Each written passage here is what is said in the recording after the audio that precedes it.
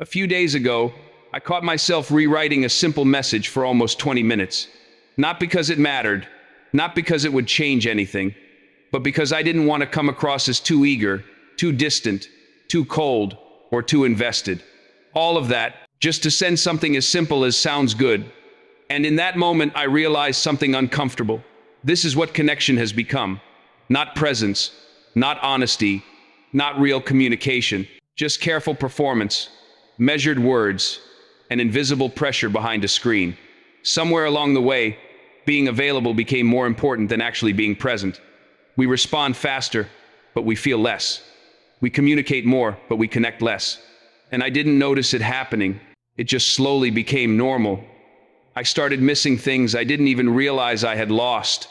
Real conversations, long, unplanned calls, moments where time disappeared because you were fully there with someone. Not half there, not distracted, not checking something every few seconds, just there. There was a time when communication required commitment. You couldn't be everywhere at once. If you were on a call, you were on that call. That was it. No scrolling, no switching between apps, no quiet background distractions pulling your attention away. You had to choose where your focus went. And because of that, your attention had value. Your presence had weight. Now everything competes for it. And most of the time, everything wins except the moment you're actually in. We've replaced real pauses with digital signals. Silence used to mean comfort. Now silence feels like tension. That typing bubble, those three dots, they turned waiting into pressure. Even pauses feel like they need to be filled, explained, or justified. It's like we're constantly expected to respond, react, and perform, even in moments that should feel quiet and natural. And slowly, without realizing it, we became connected to everything and present with nothing. The strange part is, connection didn't disappear. It just became thinner, lighter, faster, easier to access, but harder to feel. It lives now in quick reactions, short replies, notifications, and numbers. And yes, there's beauty in that. There's something powerful about being able to reach people across the world, to find someone who understands you without ever meeting them. But there's also something fragile about it, because most of it doesn't go deep. Most of it doesn't stay. It's quick, temporary, and often surface level. I started noticing it in small moments. Someone shares something important, and instead of hearing their voice, I respond with a quick emoji. Someone is struggling, and instead of being present, I send a short message that feels like support, but isn't really support. It's convenient. It's efficient, but it's not real.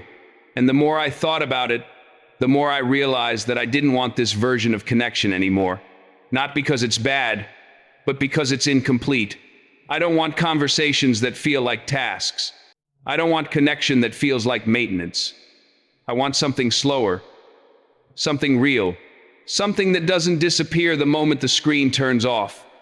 I want conversations that stretch, that wander, that don't follow a script, the kind where you lose track of time, the kind where silence isn't uncomfortable, it's just part of being there, where you don't feel the need to constantly fill space because the connection itself is enough.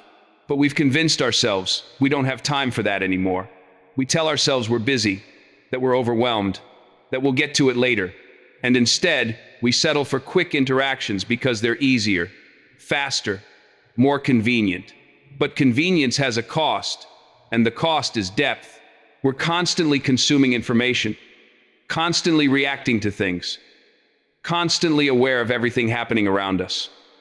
And because of that, we've lost the ability to just sit still, to focus, to fully experience something without needing to check something else. Our minds are overloaded, stretched across too many places at once. And when your attention is divided like that, nothing feels complete. I didn't fully understand this until one day I left my phone behind by accident. It wasn't intentional. I didn't plan it. I just walked out without it. And at first, it felt wrong, almost uncomfortable, like I was missing something important, like I was disconnected in a way that felt unsafe. But as time passed, something shifted. I started noticing things again, small things, details I usually ignore, the way light changes throughout the day, the way people move, talk, interact, the quiet rhythm of everything around me. And for the first time in a long time, I felt present, not distracted, not divided, just present. And nothing bad happened. The world didn't fall apart. I didn't miss anything urgent. Life continued exactly as it always does. The only difference was, I was actually in it. That moment made me realize something important. The problem wasn't technology. The problem was how I was using it. It wasn't the phone itself. It was the habit, the constant reaching, the automatic checking, the unconscious need to fill every empty moment with something. So instead of trying to completely remove it, I decided to change my relationship with it. I didn't go extreme. I didn't disappear. I just made small changes. I removed the constant noise. I reduced the distractions. I created distance between myself and the things that were pulling my attention away.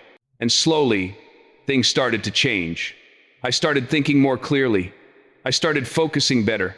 I started noticing how much time I actually had when I wasn't giving it away without realizing it. Because that's what it is. You don't lose time all at once. You lose it in small pieces.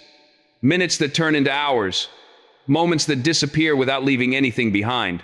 And when you take that back, when you become intentional with your attention, everything feels different. Your thoughts become sharper. Your conversations become deeper. Your experiences become more real.